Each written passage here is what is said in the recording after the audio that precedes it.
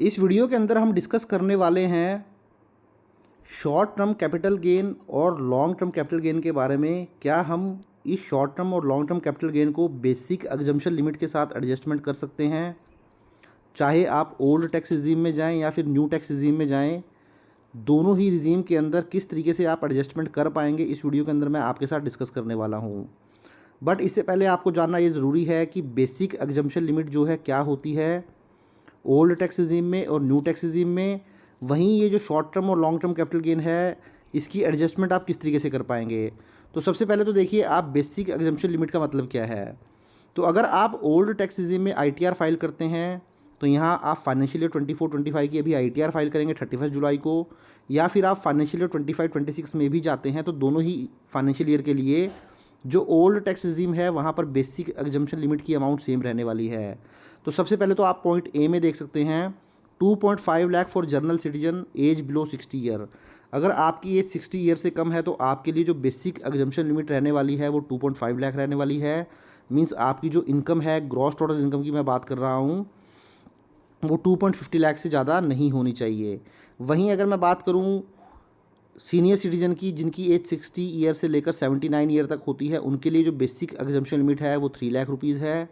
और वहीं अगर मैं सुपर सीनियर सिटीजन की बात करूं जिनकी एज 80 ईयर या अबव है, तो उनके लिए जो बेसिक एग्जम्पशन लिमिट है वो 5 लाख रुपीज़ है। तो ये मेरी बेसिक एग्जम्पशन लिमिट हो गई ओल्ड टैक्स रिजीम में। अब मैं न्यू टैक्स रिजीम में बात कर लेता हूँ बेसिक एग्जम्पशन लिमिट की। तो न्यू टैक्स रिजीम के अंदर जो बेसिक एग्जम्पशन लिमिट है, देखिए उसको रिवाइज़ कर दिया गया था फाइनेंशियल ईयर 25-26 के लिए। तो ये जो मेरा अभी करंट फाइनेंशियल ईयर चल रहा है 1 अप्रैल 2025 से लेकर 31 मार्च 2026 तक जो है चलेगा, इसके लिए जो बेसिक एग्जम्पशन लिमिट है न्यू टैक्स रिजीम में वो 4 लाख रुपीज़ है। अब चाहे आप जनरल सिटीजन हो या सीनियर सिटीजन हो या सुपर सीनियर सिटीजन हो, इसमें एज लिमिट का क्राइटेरिया नहीं है, सबके लिए एक ही लिमिट एप्लीकेबल रहने वाली है 4 लाख रुपीज़ की। वहीं अगर मैं फाइनेंशियल ईयर 24-25 की बात करूं, जिसकी आईटीआर अभी आप 31 जुलाई 2025 को फाइल करेंगे, इसके लिए जो बेसिक एग्जम्पशन लिमिट है वो 3 लाख रुपीज़ है। तो ये तो हो गई बेसिक एग्जम्पशन लिमिट की बात। अब हम बात कर लेते हैं लॉन्ग टर्म और शॉर्ट टर्म कैपिटल गेन के बारे में। तो यहाँ हम बात कर रहे हैं long term capital gain section 112A के अकॉर्डिंग। अगर आपने इक्विटी शेयर सोल्ड किए हैं जिसके ऊपर आप एसटीटी पे करते हैं, या equity oriented mutual fund sell किए हैं, तो वहाँ पर आपको देखिए जो भी गेन हो जाता है लॉन्ग टर्म कैपिटल गेन, उसके ऊपर 12.5% के हिसाब से टैक्स पे करना पड़ता है। और यहाँ पर आपका 1,25,000 की एग्जम्पशन भी मिल जाती है। मीन्स अगर आपका लॉन्ग टर्म कैपिटल गेन 1,25,000 तक है तो आपको कोई टैक्स पे करने की जरूरत नहीं है। 125 से ज़्यादा है, सपोज 1,50,000 हो जाता है, तो 1,25,000 की आपको एग्जम्पशन मिल जाएगी, केवल 25,000 का ही आपको टैक्स लगेगा। वहीं अगर मैं शॉर्ट टर्म कैपिटल गेन की बात करूँ तो short term capital gain section 111A के अंदर कवर हो जाता है, और यहाँ पर डायरेक्टली ही आपको जो है 20% का फ्लैट टैक्स पे करना पड़ता है, जिसको हम स्पेशल रेट बोलते हैं। तो ये तो हो गया आपका बेसिक एग्जम्पशन लिमिट और लॉन्ग टर्म और शॉर्ट टर्म कैपिटल गेन, उसके ऊपर टैक्स आपको कितना पे करना है। तो देखिए अब यहाँ पर tax payer can adjust short term capital gain and long term capital gain from equity oriented mutual fund and equity oriented mutual fund and shares under 111A and 112 against the basic exemption limit. तो देखिए यहाँ पर आपकी जो ये basic exemption limit होती है, कोई डाउट इसमें नहीं है, आप इस बेसिक एग्जम्पशन लिमिट से दोनों ही कैपिटल गेन्स टैक्स को जो है सेट ऑफ कर सकते हैं, एडजस्ट कर सकते हैं। अब सपोज़ करें आपको शॉर्ट टर्म कैपिटल गेन था 1 लाख रुपए का और 2 लाख रुपए का आपको लॉन्ग टर्म कैपिटल गेन था। और अगर आप न्यू टैक्स रिजीम में जाते हैं, जैसा कि मैंने आपको बताया, न्यू टैक्स रिजीम में इस फाइनेंशियल ईयर में 4 लाख की आपको बेसिक एग्जम्पशन लिमिट है, और 24-25 के लिए जिसकी आईटीआर अभी आप फाइल करेंगे उसमें 3 लाख रुपए की आपकी बेसिक एग्जम्पशन लिमिट है।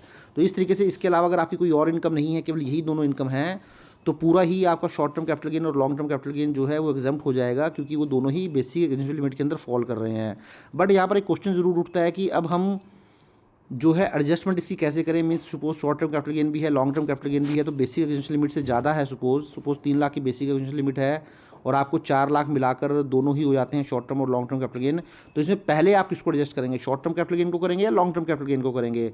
तो देखिए इस तरीके का कोई भी क्राइटेरिया तो कहीं इनकम टैक्स में बताया नहीं गया है, बट प्रैक्टिकली क्या होता है कि जो शॉर्ट टर्म कैपिटल गेन होता है उसको पहले एडजस्ट किया जाता है, उसके बाद जो लॉन्ग टर्म कैपिटल गेन होता है सेक्शन 112A के अकॉर्डिंग उसकी एडजस्टमेंट की जाती है। तो साथियों ये छोटा सा वीडियो था जहां मैंने आपको बताया कि किस तरीके से आप शॉर्ट टर्म और लॉन्ग टर्म कैपिटल गेन को शेयर को सेल करने पर या म्यूचुअल फंड को सेल करने पर बेसिक एग्जम्पशन लिमिट से एडजस्ट कर सकते हैं, चाहे आप ओल्ड टैक्स रिजीम में जाएं या फिर न्यू टैक्स रिजीम में जाएं। तो आई होप आपको वीडियो अच्छा लगा होगा। इस वीडियो को लाइक करें, शेयर करें, और चैनल पर फर्स्ट टाइम विजिट किया है तो चैनल को भी जरूर सब्सक्राइब कर लें। Thank you very much, have a nice day, take care.